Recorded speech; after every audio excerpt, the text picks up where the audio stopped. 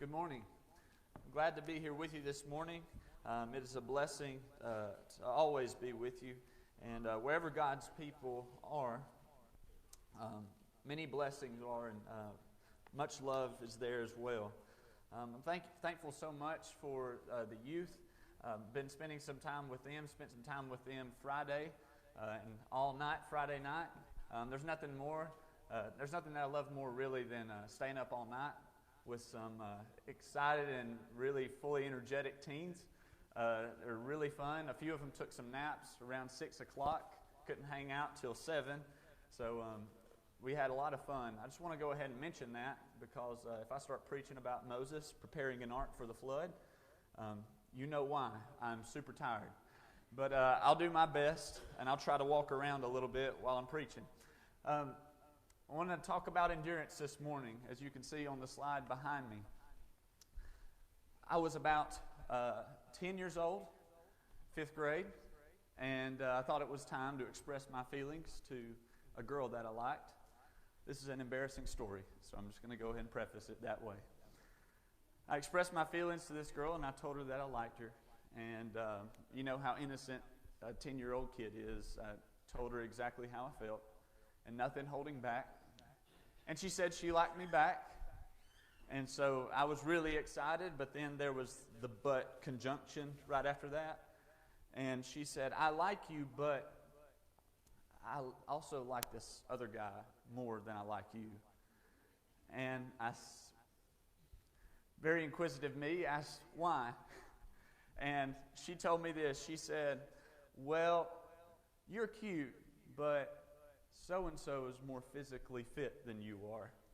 And so you can feel that I could feel the anger boiling inside of me. I knew this individual. I was so angry and upset, but I had an opportunity. The next day was the physical fitness exam at school. And so that day was the mile run. And I think we did a few like V-sit things, but that's not really impressive unless like you're really flexible. And then there was like the pull-up thing, and I could do about 7 or so. So I was doing good, but it was the mile that I knew everybody was going to be watching. Everybody was there. And so I got out there, and we got on that track at T.R. Simmons. I think it's 8 laps around as a mile. I still remember it. And I got ready. I stretched before. I was pumping myself up with my friend. He was getting really excited. It was the last run of the day. We did about 3 of them. And so I'm ready, and the gym teacher says go, and I take off. I leave everybody behind. First lap. Second lap. I am starting to lap a few individuals. Second, third, fourth. I'm still going. 5th lap. My side starts hurting. But I kept running because there was something in my mind that was saying, you got to prove something to this girl. And so I kept running. 6th lap. I'm going faster. 7th lap, I look over my shoulder and learn that some of the students are running behind me, telling me, go, you're running fast, go, beat the record, beat the time. 7th lap, I finish. 8th lap, my buddy comes up beside me and says, dude, you're burning the track. Keep running. Everybody's cheering, go. I finished the lap, record for the year. I've never run, honestly, I was the worst. I was terrible. I ate a Hershey bar like every day after school. Like, I was in no shape or diet whatsoever to run the best record time. But there was something that made me do it. There was something that really made me want to get out there and just burn the track. And that was that girl. I've never probably run the mile as fast as that. I've tried to run a mile at that speed or whatever, and I think my 10-year-old self could have beat me today. But I want to ask a question this morning. I finished everything, and I ran the fastest, and I was able to really give an impressive time. But I really want to ask us a question this morning. David Shannon, the president at Freed Hardeman, a well-known preacher, asked this question: what fuels a finisher? I really think that that's a very relevant question for this kind of topic. He said, what fuels a finisher? You know, when a race car comes into the pit stop and he gets there and everybody's, all the different things, the sounds of the screwdriver, just everything, they're going so fast and they're back out there in like 20 seconds. They know what fuel they need to put in that car.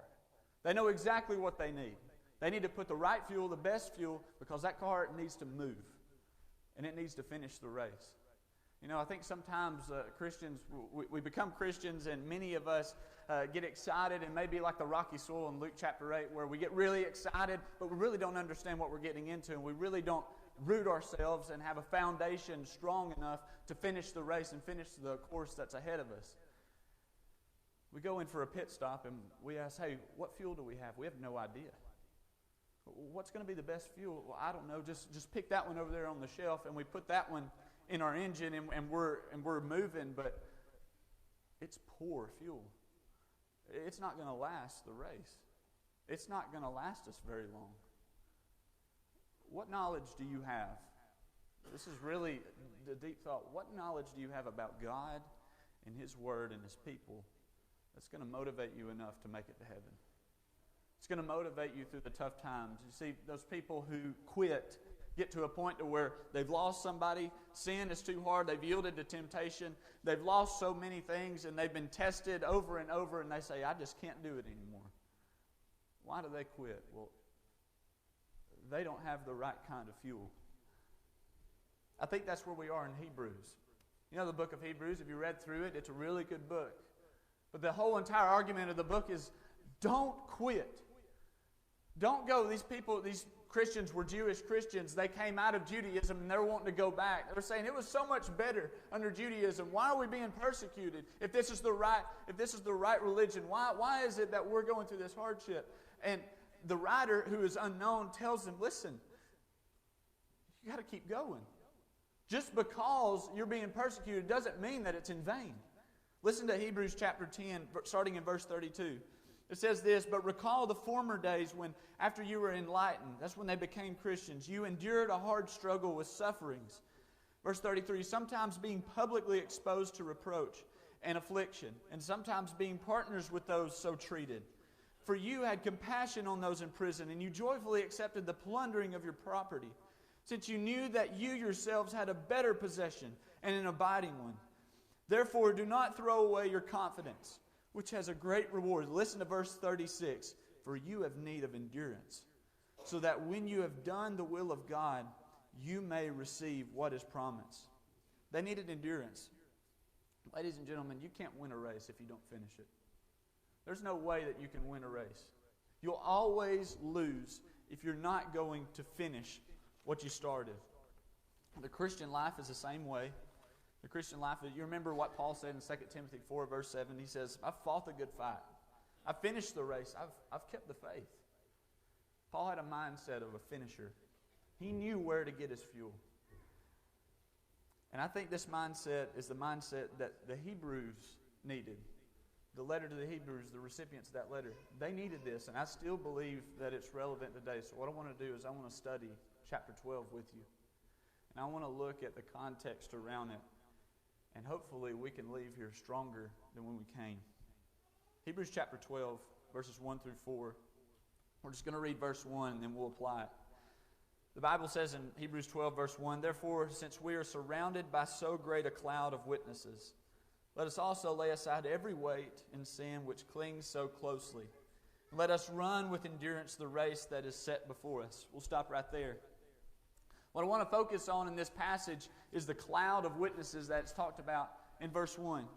That word, therefore, you've probably heard, you got to figure out what it's there for. It means that there's something that was said before that now it makes what's about to be said very relevant. You need to listen. And so something was said before this. So we think about Hebrews chapter 10 and what we just read. The Hebrew writer says, you're of need of endurance. And then in verse 1 it says, you need to run, and you need to run this race with endurance. So something maybe in Hebrews 11 we could find that will help us to say, you know, that's a really good point. That's going to help me to be motivated to keep going. You know, Hebrews 11 is that chapter that we call the Faith Hall of Fame. It's the chapter where we go to and we find Abraham, you know, Isaac, Jacob, Abel, Joshua, Moses, Sarah, all these different men and women who were faithful. And we read about it. We're just going to take one for time. Remember Abraham? Remember Abraham and the life that he lived? Genesis chapter 12, Genesis 15, Genesis 22. Let's kind of just bring them all together. Genesis 12, God says to Abraham, leave your home. Leave everything. I'm going to show you a place that you're going to go to, and I'll make you a great nation. But you're going to have to leave everything. Can you imagine what the average person would have said back to God at that point? Where am I going? You haven't even told me where. What do I need to pack? I don't know. Listen, I got a family here. Look, I've got so many things. I have possessions here, and you're telling me that I got to leave. Where are we going? I won't know anybody. Only people I know is here. Abraham left. And the Bible says he knew not where he was going. He was just going by faith. And then later in Genesis 15, God tells Abraham, listen, you're going to have a son. And look up at the stars. Look up at the celestial bodies. He said, that's the way your seed is going to be. That's how many you're going to have. And how beautiful that promise was. And think about Abraham. He's thinking, man, I got promised a son by God himself. It was not his fleshly father that said, son, you're going to have a son. No, it's God Almighty saying, I'm going to give you a son. You have my word. And then years pass. And then more years. And more. And still no son.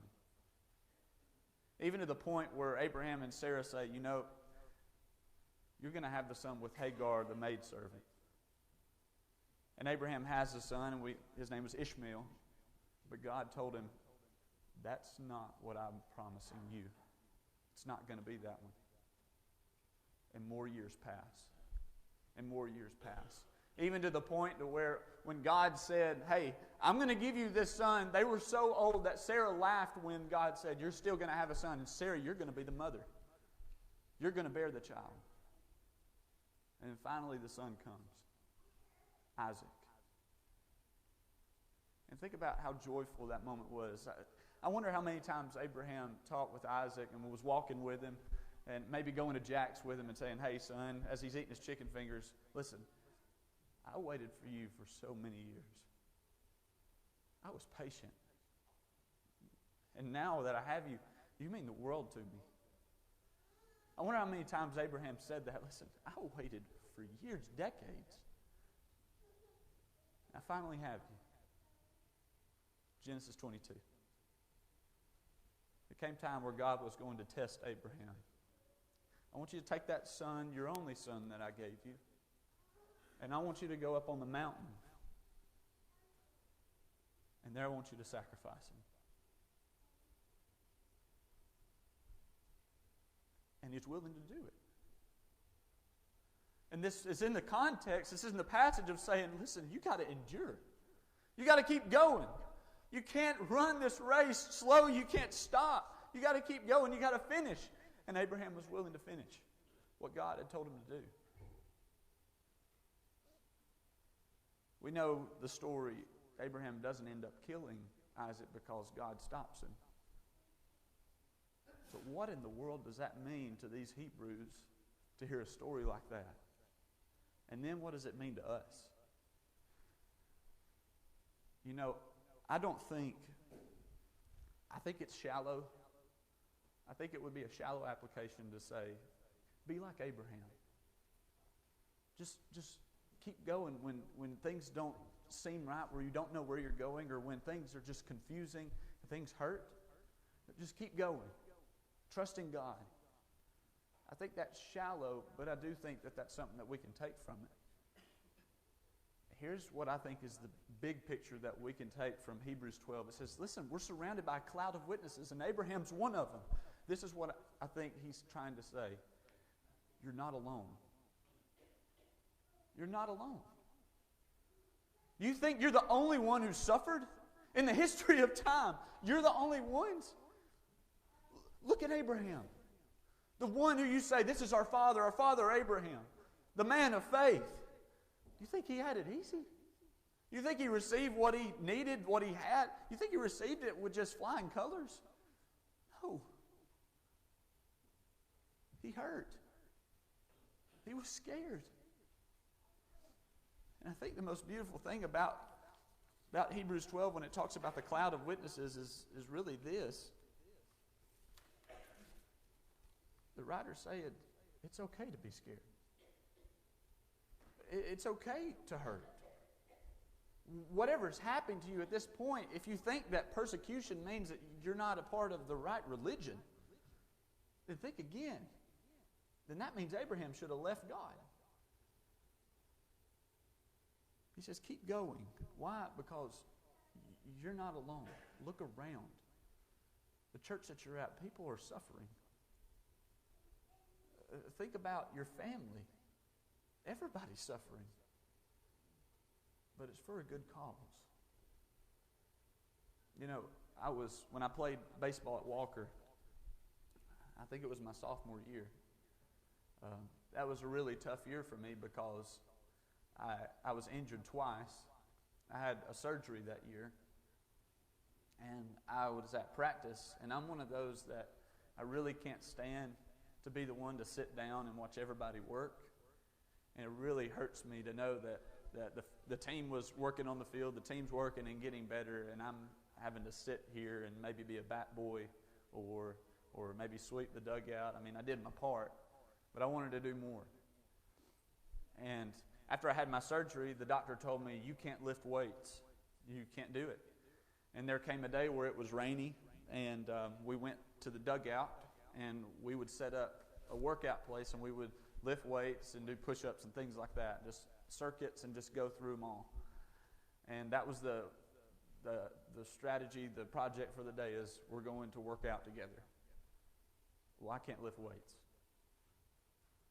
And so today I couldn't stand it, so I went up to the coach and I said, Coach, I can't lift weights, but I can run. Can I at least just maybe run some foul poles? I said, I know that's ridiculous, but I'll run some foul poles. And the coach said, sure, if you can do that, that'd be great. If you want to do that, that's fine. So I went out and I started running. And I counted foul poles this way. It's not 1, 2, 3, 4. I don't think that's the way you count foul poles. I think it's 1, 2, and 3. When I got to foul pole number 5, I started getting really tired. Foul pole 7, foul pole 10, and then foul pole 12. This has been going on for about 30, 45 minutes, and usually I knew the workout should be done by now. They should be finished over there. So I was thinking, maybe it's the case that they're doing something wrong and coach is punishing them. And so I get to foul pole round 14, 15, and I'm about to pass out and fall down into a mud puddle. I mean, I am about to die, it felt like. And so I ran through the foul line, and I stopped, and I just bent over, and I was just really tired. And I start walking back. And there's a puddle here, and I put my hands down in the puddle and just put it all over my head. It felt wonderful. And I walked back to the dugout, and I noticed they had stopped. And they were a lot of them were laying down, a lot of them were on their backs and just really gasping for air. And I asked one of them, I said, why did y'all work out for so long? He said, we weren't stopping until you stopped, Cole. And at that point, one, I felt really cool because they were really tired and I'd run a long time. But at that point, I thought, man, what a really encouraging thing to do. The coach told him, he said, until Cole stops, y'all are not going to stop working out.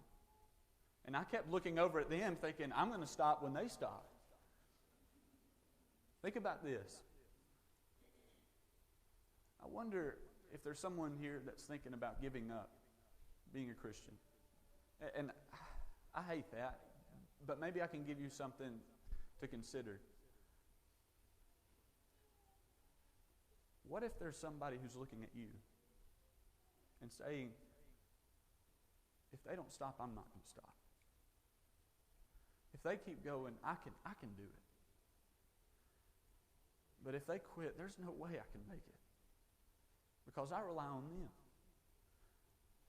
I wonder how many people, the Bible says in Hebrews 12, listen, we have a cloud of witnesses around us. Look at all the churches. Look at all the people who've lived before us, family members who've died in the Lord.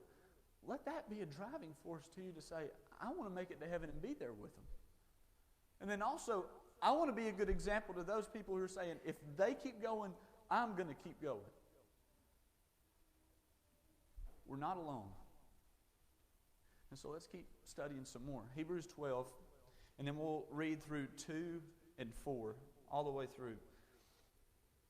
It says, therefore, since we are surrounded by so great a cloud of witnesses, let us also lay aside every weight and sin which clings so closely. Let us run with endurance the race that is set before us, looking to Jesus, the founder and perfecter of our faith, who for the joy that was set before him endured the cross, despising the shame, and is seated at the right hand of the throne of God.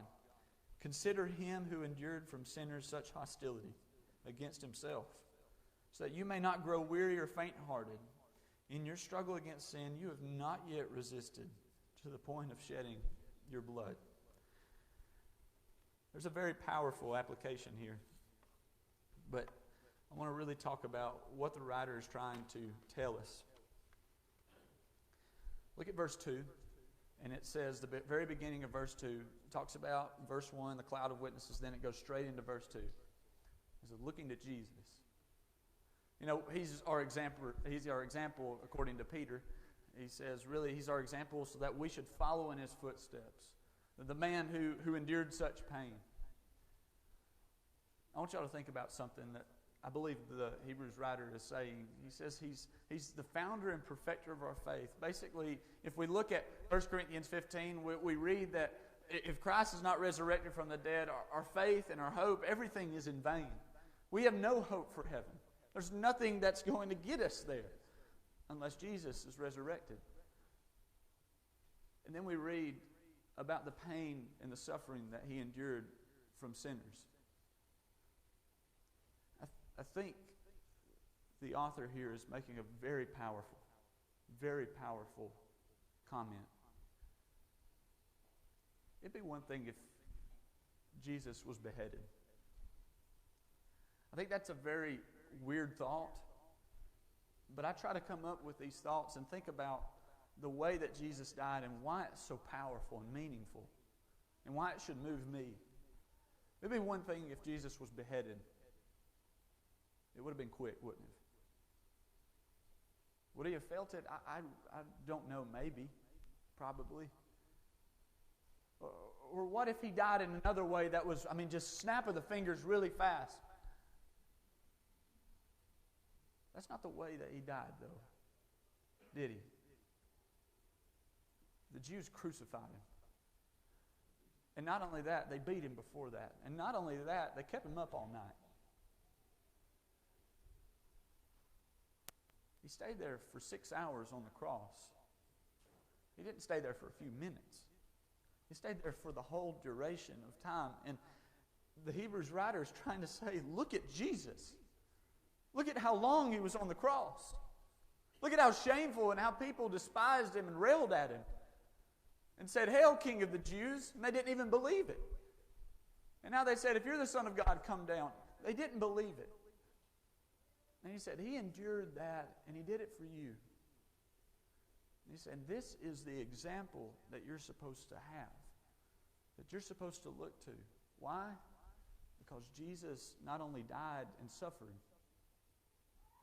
but he suffered for a very long time. This is the way your life is going to be if you live as a Christian. Our lives, the average lifespan is close to 70 to 80 years. It's in that range. That's a long time. Some people say it's short when you compare it to eternity. Yeah, it's short, but that's a pretty long time. The Bible says you have to endure through that time because it's not going to be short-lived, the pain that you're going to have.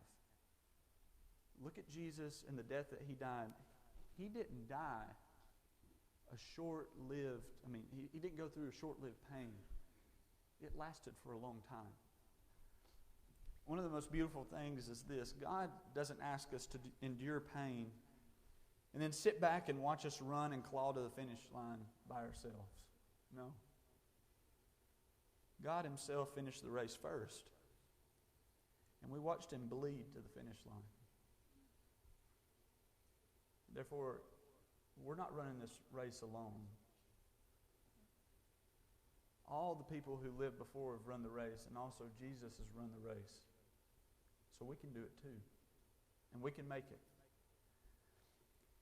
The last thing I want to talk about is this. Back in verse 1 and 2, it says this in verse 1, "Therefore, since we are surrounded by so great a cloud of witnesses, let us also lay aside every weight and sin which clings so closely. And let us run with endurance the race that is set before us." He's saying, if we're going to run this race, if we're going to get there and we're going to make it to heaven, take the load off of your shoulders and you sprint to the finish line. Imagine this, Usain Bolt, he's pretty fast. Imagine if we gave him 2 3-pound weights and we gave it to him. We said, "All right, hold this. You're about to run the 100-meter dash." That's what he runs. And I got out there and I stretched and I did some different workouts to warm up and everything. I ran me a few laps. And I got out there and he's holding the 3-pound weights and I'm set up to take off running. Am I going to beat him? No. Why? Well, he's got the 3-pound weight. That's gonna slow him down pretty good, isn't it? No, he's going to beat me by 20 meters, and I'm going to end up basically looking at his back as he's going through the finish line. Now imagine this. Imagine I limber up and I'm ready to run, and we give a marathon runner some 3-pound weights. We say, "You carry this all the miles that we're going to run in this race." You think I have a better chance of beating that guy? Absolutely. Why? Because it's not about how fast you run the race. It's about how long you can keep that pace. And it's really just a matter of finishing the race. That marathon runner may not even finish the race. He's so tired. But I may be able to finish it. Lay aside every weight.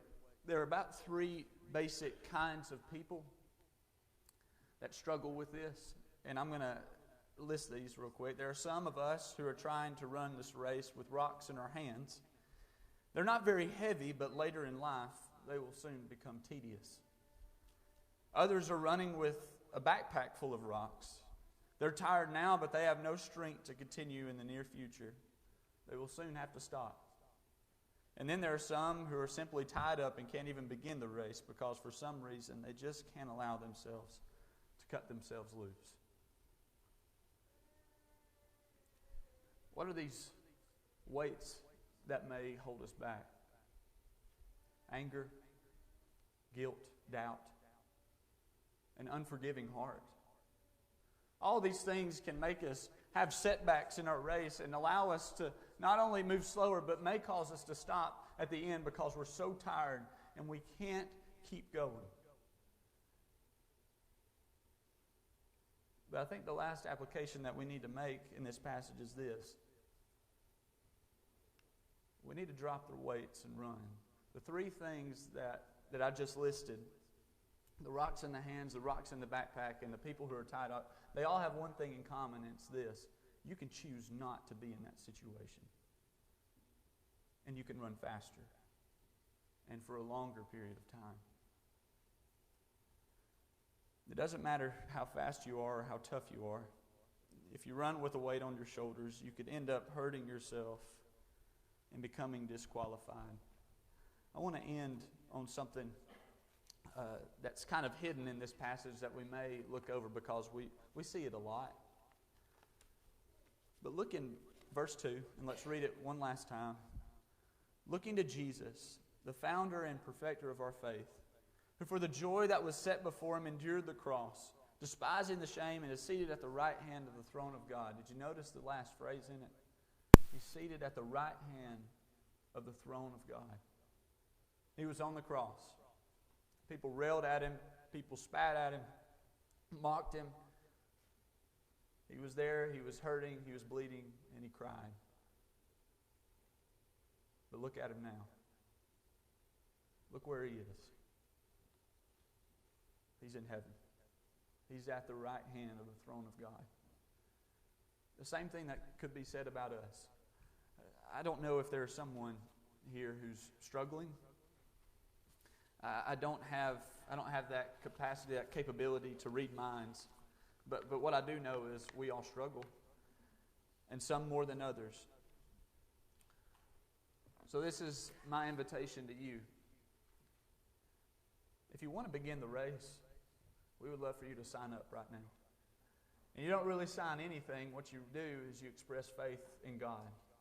That's repenting of your sins, turning away from sins, dropping those weights, confessing that Jesus Christ is the Son of God, and being baptized in water for the forgiveness of sins. And then you can run with us. But then there are some who've been running, and you're probably tired. And I hate that for you, and I want to serve you in that way if I can. You can drop the weights too that you're carrying. And you can make it right now. Please do so as we stand and sing.